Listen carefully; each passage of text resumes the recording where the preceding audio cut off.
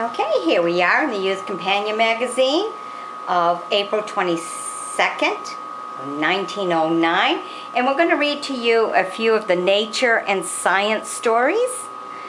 Okay, and it'll be read to you by Jennifer. The first one will be Wind Power, second one is Great Telescope, and the third one will be The Wonderful Dead Sea. Here we go.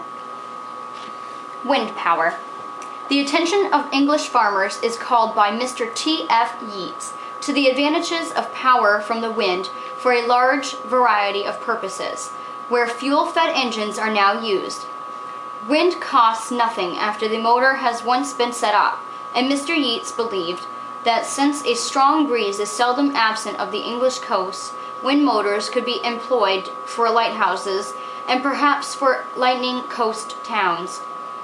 Even in the interior, he thinks a modern wind motor can be depended upon to work 8 hours out of the 24.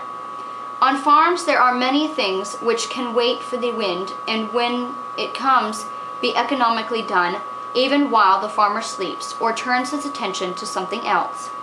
All right, now this was 105 years ago. This is what they thought of the wind. Great telescopes.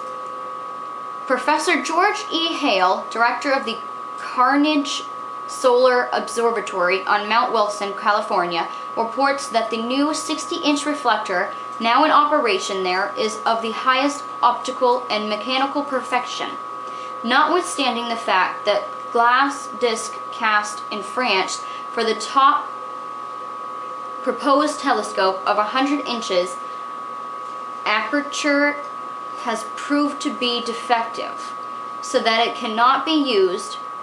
Professor Hale expresses confidence that the difficulties in making a homogeneous disc of glass of that size will soon be overcome. Such a telescope, or even a larger one, he believes, could be used to advantage on such nights as have already been tested there. The disc that proved defective is 13 inches thick and weighs 4.5 tons.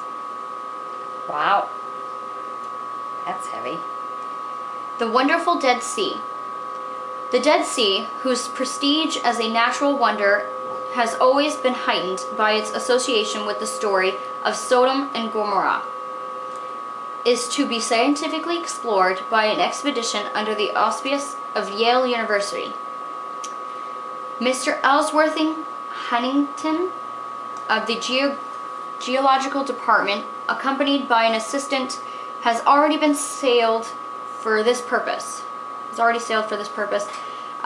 In a folding boat, they will explore the shores of the strange lake, which lies 1,300 feet below sea level, and their principal object will be to determine whether any of the shorelines record expansions of its sea area within historic times.